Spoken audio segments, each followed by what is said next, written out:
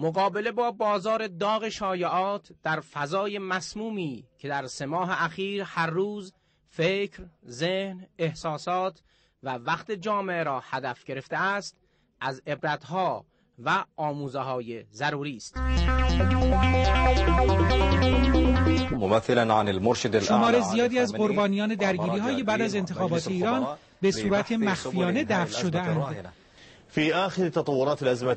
در خصوص آخرین تحولات بحران سیاسی در ایران، این شبکه کسب اطلاع کرد که در پی کشف یک گروه دسته‌جمعی متعلق به قربانیان اعتراضات در ایران، بحران دیگری در این کشور به وجود آمده است.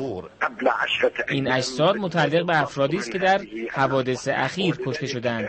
دفن گروهی از افراد مجهول الهویه در قطعه جدید 302 بهشت زهرا که بر اساس روال همه ساله و همه ماهه صورت گرفته است، محملی شد تا فضای مسموم شایعات بر عقل و منطق غلبه کند و سازندگان چنین شایعه‌ای با تبلیغات هدایت شده تلاش کردند این گونه القا کنند که معترضان دست جمعی به قتل میرسند و دست جمعی به عنوان مجهول الهویه دفن میشوند.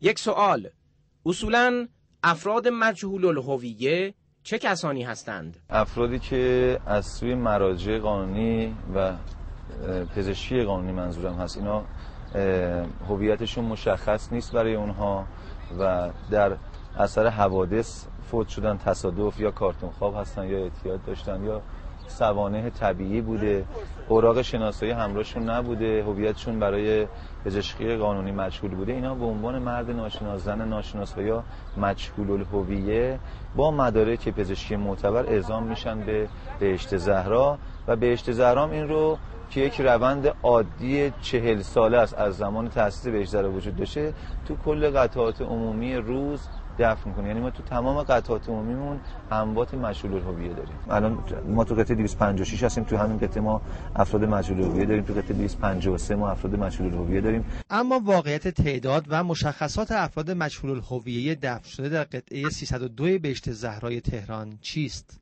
به جهتی که این سرویس بهداشتی که الان شما در مقابلتون ملاحظه می‌فرمایید آماده نبود، یه مقدار در 15 روز 20 روز کار داشت، ما اومدیم افراد مجهول الهویه رو از ابتدای تیر ماه تا اول مرداد منتقل کردیم به این بخش قطعه 302 که ملاحظه می‌کنید تعدادشون 42 تاست، آوردیم این بر دفن کردیم و از ابتدای مرداد ما کل اموات روزانه‌ای که مربوط به شهر تهران بود کلاً منتقل شد به این بخش جدید. این جنازه ها رو شما در سردخونه‌تون نگه داشتید یا نه پزشکی قانونی به یک باره برای شما فرستاد؟ نه، اینا یک باره هم نفرستادن. من خدمتتون عرض کردم ما برابر آمارمون هفته 10 تا اموات مجهول الهویه داریم، چون از ابتدای تیر ماه تا اول مرداد ماه، یعنی یک ماه، ما فقط مجهول الهویه آوردیم تو قطعه 302 دفن کردیم. تعداد 42 تا بود طبق آمار ما روند ما. روی این 42 تا قبلی که شما اشاره میکنید که عمده‌اش اینها هستن، بعضیاشون اسم دارن. طی این 2 ماهی که گذشته از 42 تا تعداد 27 تاشون توسط بستگانشون شناسایی شده و پزشکی قانونی برای ما اصلاحیه زده و در سامانه ثبت و ضبط اطلاعات اموات تغییر پیدا کرده به اسامی مشخص و روی تابلوهاشون هم شما ملاحظه بفرمایید این هم رو اون منعکس هم شده.